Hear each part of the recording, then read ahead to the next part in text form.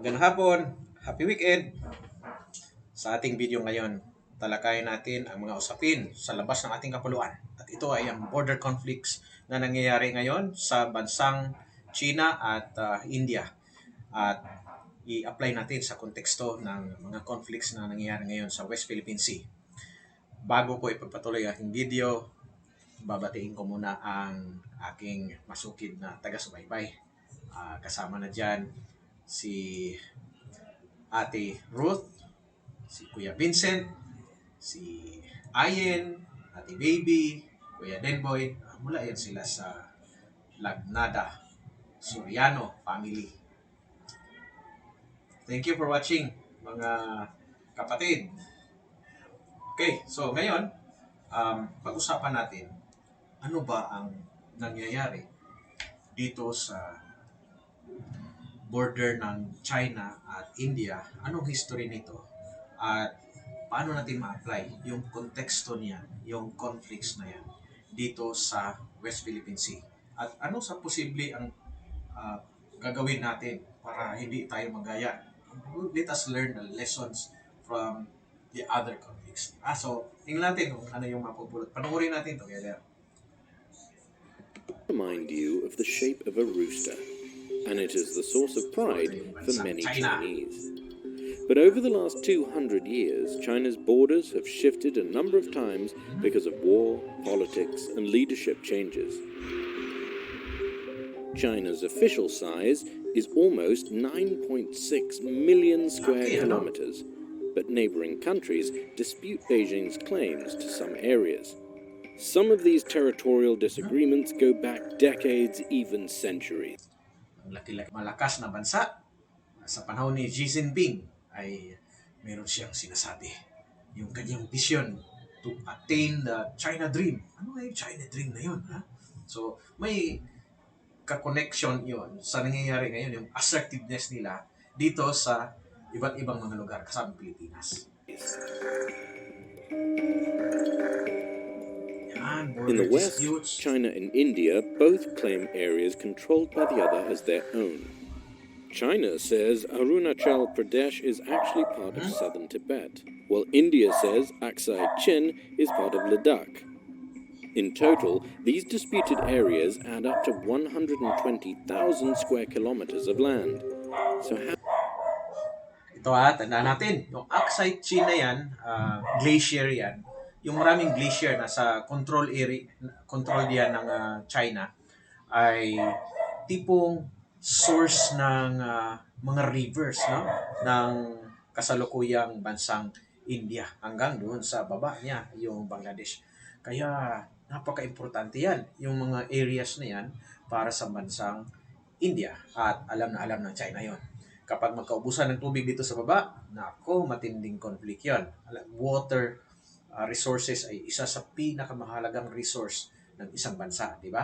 Mag-exist tayo as a nation, as people, as communities, kailangan may tubig. Kaya nga, ang karamihan ng mga civilization nag-start, Yellow River civilization, doon yan sa river, sa gilid ng river, even Nile River Delta, di ba? Kung andun yung nagsisimula ang mga civilization, ancient civilizations. Okay? How did this all start? The dispute dates back to at least 1914. Back then, representatives from British-ruled India and Tibet negotiated the similar convention. They agreed on a de facto border in the east, which they called the McMahon Line. New Delhi considers it the effective border between India and China, but Beijing has never agreed to recognize the line. In 1962, Chinese troops crossed the McMahon Line in the east and won a 4-week war against India. India says China then occupied about 43,000 square kilometers. Yung 1962, yun yung Indo-Chinese War, no? At talagang nagkakabarilan sila because of these border conflicts. At dahil doon ay nagkakaroon sila ng mga engagements. Sabi na, hindi pwede na idaan natin para sa gera, magkakaubusan tayo. So, nagkakaroon ng series ng mga pag-uusap yan leading towards 1996 agreement na dapat huwag lang tayo magbarilan.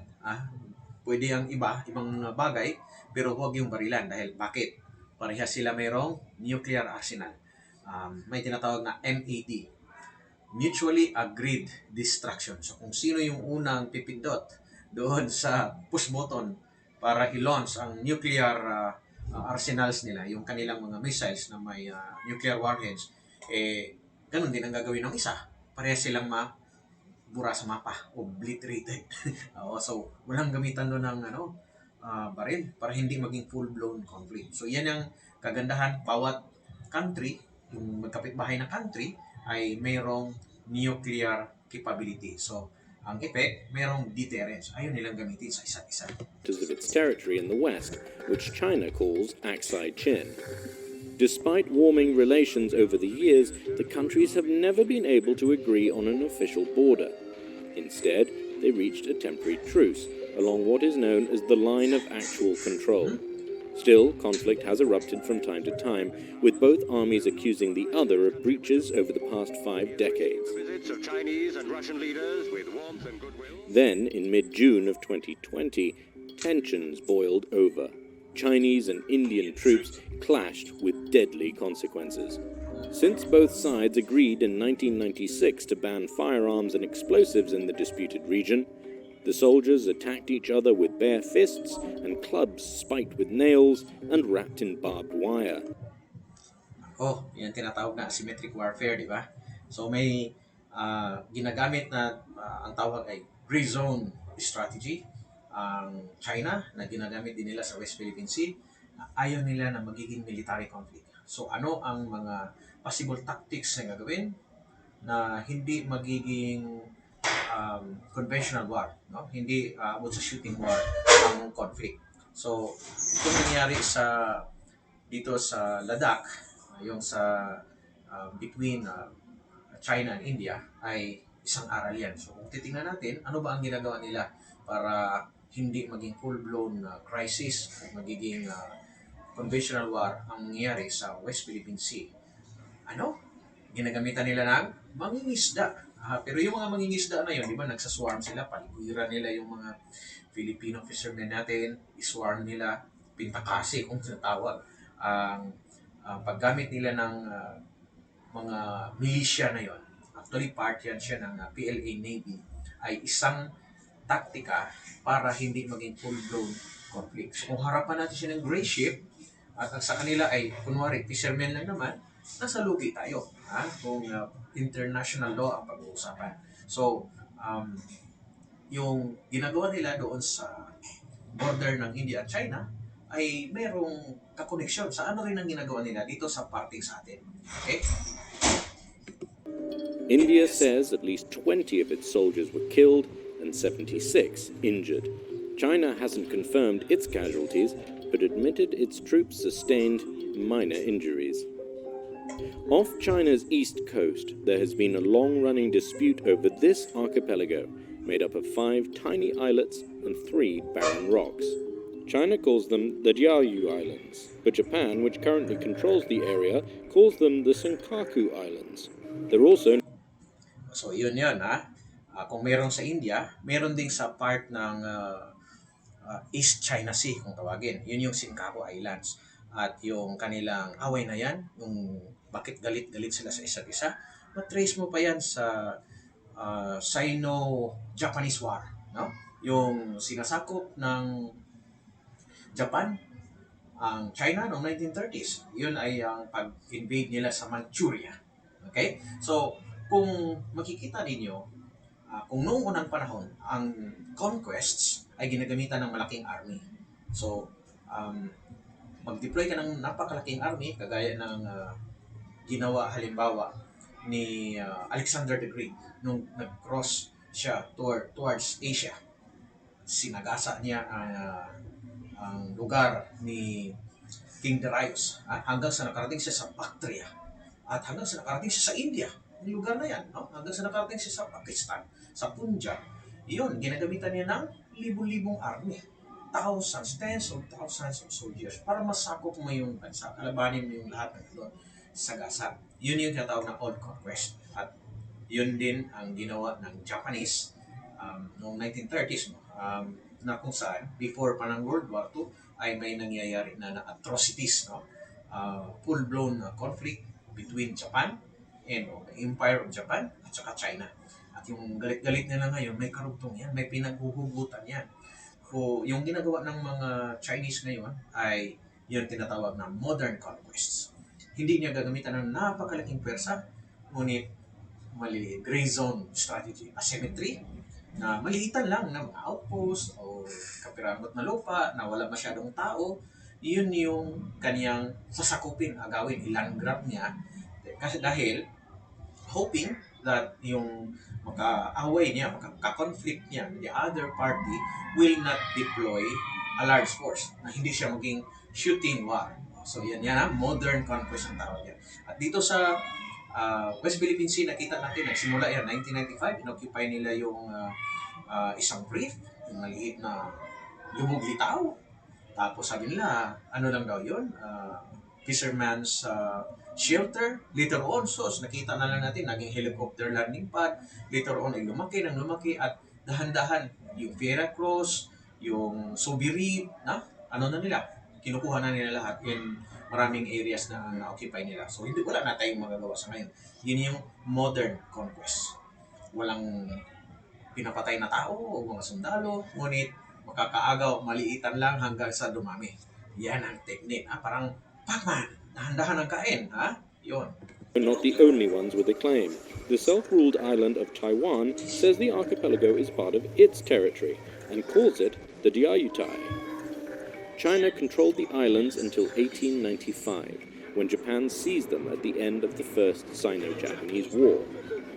After Japan's surrender to Allied forces at the end of World War II, under the Treaty of San Francisco, Tokyo returned most of the territory it seized from China, but these islands were left out of the agreement.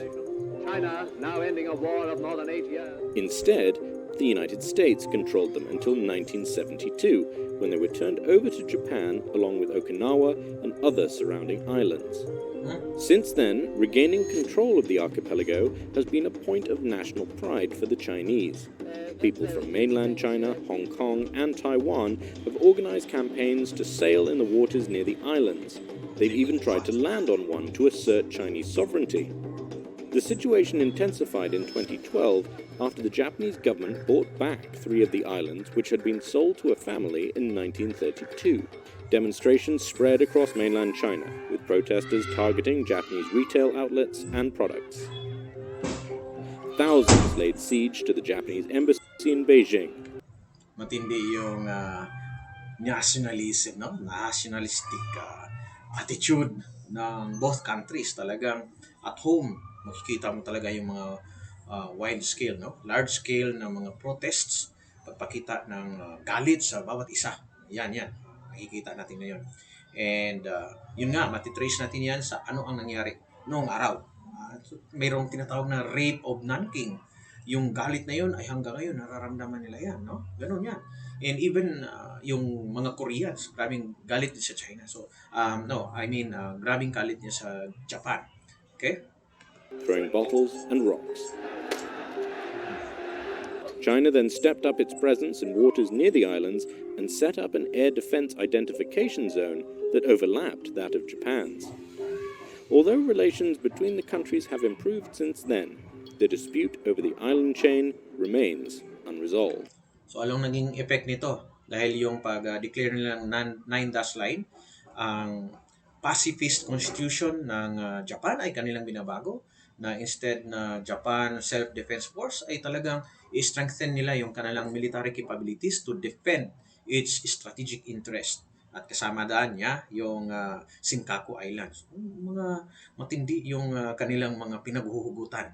Okay? At anong effect sa policy ng gobyerno? Kagaya ng nangyari dito sa Japan, bansang Japan. China's territorial disputes with its neighbors are not just over islands and land.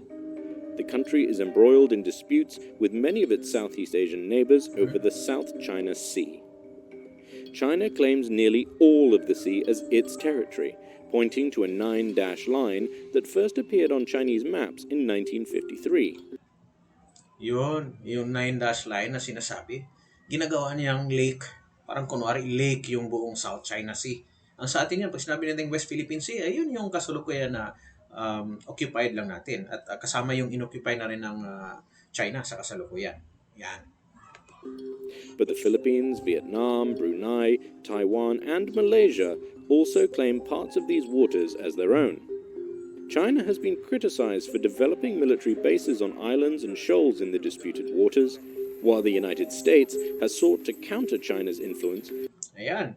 So, na-militarize na yung area dahil sa ginawa ng China, no? Na-militarize. Ibig sabihin, military installations ang lang ginawa, pero nung una sabi nila ay shelter lang daw. Okay? So sa atin, meron tayo kagaya ng Pag-asa Island ay isang munisipyo ng Palawan. And merong small detachment. Hindi talaga siya kagaya nito na nilagyan nila ng malaking pwersa, merong missiles, alam mo ganoon. Sobra, no? Kaya kung ah, ang presence ng malaking tropa at mga matinding military capabilities na andyan sa lugar ay posible na mag-trigger ng armed conflict. Yun yung ayaw na mangyari natin dahil napakatindi ang epekto nito hindi lamang sa kanilang dalawa, US versus China, kundi maging sa buong mundo. No? Anong epekto nito sa ekonomiya?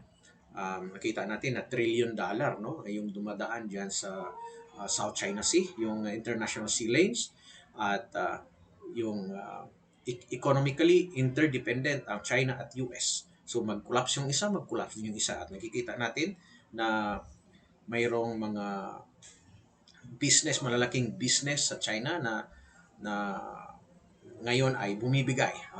Yung economic bubble ay sumabog. Yun yung Evergrande kung hindi ko nagkamali. So bumabagsak na posibleng may ripple effects. Ibig sabihin, maaaring may susunod at ang impact nun ay posible, no? Economic crisis. By routinely sending naval vessels to the region on what it calls freedom of navigation exercises. Phone ops. Though the risk of conflict remains, throughout history China has shown that territorial disputes can be resolved through diplomacy. It regained control of Hong Kong from the British in 1997 and Macau from the Portuguese in 1999. It has also resolved disputes with Tajikistan, Russia, Afghanistan, Pakistan. Ako, maraming diskarte ang China para ma-assert niya ang kaniyang influence, no? Marami siyang paparaan. Ikino-contest niya yung talagang hegemony ng United States. At yung kaniyang mga actions sa ngayon around the world, kasama na diyan yung Belt and Road Initiative, yung invest siya ng ganito, gagawa ng kalsada, palusutin hanggang doon sa bandang Iran, hanggang doon sa bandang Europe, idaan niya ito sa Pakistan, idaan sa Afghanistan, yung Belt and Road Initiative na tawag. At maraming mga bansa ang nabiktima ng tinatawag na debt trap na strategy. Ano yung debt trap? Pautangin ng pautangin, hindi na makabayad, na kagaya ng Sri Lanka, ay nagkaroon na tuloy na permanent base dahil 99 years yun. Dahil wala nang pambayad, okay, akin na lang tong port na ginagawa ko dito dahil hindi mo mabayaran. And same is true with Myanmar, na kung saan ay meron ding ginagawang port ang bansang China. Ganon din sa Djibouti. Ito ay sa bandang Africa. No? So yun yung mga ginagawa nila. Ang tawag din grand strategy. Hindi lang panay military action ang ginagawa, may diplomacy, through economic coercion, ganun. Maraming diskarte ang China. For example, ginawa nila after 2012 ay yung sa standoff sa Scarborough Shoal, sabi atras daw, sabi ng US, di ba? Atras ang dalawa. Hindi naman sila umatras. And para ma-pressure ng Pilipinas, ano man ginawa? Hindi binibili yung ating saging kasi malaking exports natin ay papunta sa China yung saging. Hindi bibilhin, nagmamakawa yung mga sugar, yung planters ng banana, lalo na sa Davao City. Yun. Myanmar and North Korea to either settle borders, regain territory, or jointly develop areas. But the recent violence on the disputed border with India. Familiar ba yung jointly developed areas? So yun yung sinusulong ng iba't pa, panahon pa ni Presidente Gloria Macapagal Arroyo, jointly develop yung exploration of oil wealth, yan ay sa West Philippine Sea. So maraming debate dyan. tama o hindi? Bakit bigyan natin sila? Agaw mo sila na.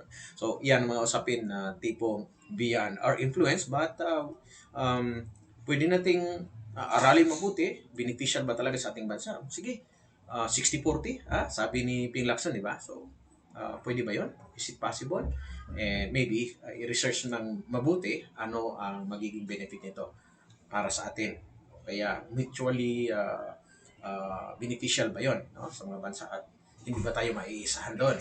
Okay? Increasing military activity in South China Sea waters and the island dispute with Japan underscore one major question.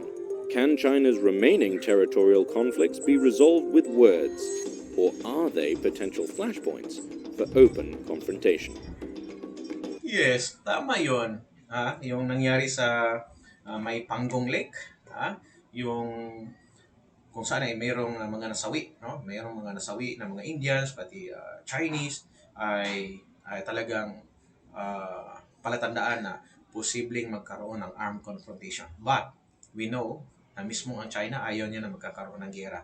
But, hindi rin siya atras sa kanyang nais na makamit ang Chinese dream according to Mr. Xi Jinping. Kung ano man yung Chinese dream, gusto ba niyang bawiin ang mga panahon ng 1400s na very influential, yung Chinese Armada, yung merchant ships niya ay nakakarating hanggang sa doon sa Africa, no? Nakakarating hanggang doon, nakikipagkalakalan.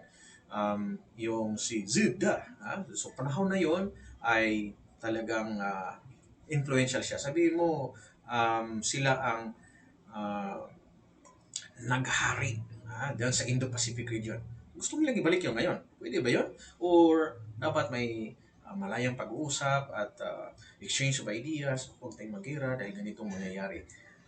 It's something to be watched, no? Titingnan natin ang mga kaganapan na yun. At dapat alam natin ano ang ginagawa ng bansang China doon sa kanyang mga kapitbahay at ano ang ginagawa niya sa West Philippine Sea, ano ang ginagawa niya sa East China Sea. Dahil mag-guide yun sa atin ano rin pala dapat ang ating paghahanda and paano tayo magkakaisa, buong bansang Pilipinas, tayong mga Pilipino, para makapag-contribute sa solusyon. Hindi tayo mag-contribute doon sa problema. Hindi tayo magsama sa mga fake news, hindi tayo magsama sa kabuluhan, sa mga unnecessary fear na trigger sa ibang mga kababayan. Ganito, ganyan, makipaghira. Hindi natin kaya makipaghira. Idaan pa rin natin siya sa diplomasya. Kung paano man gagawin yon ay bahala ang ating mga national policy makers tungkol doon. Yan. I hope nagkaintindihan tayo. Bigyan natin ng additional context itong video dahil ito ay napakahalaga para sa atin, no? Dahil at stake dito ay ang ating pag-aari sa West Philippine Sea na dapat iniintindi rin natin bakit ganun ang mga actions ng bansang China. Maraming salamat. Bye-bye.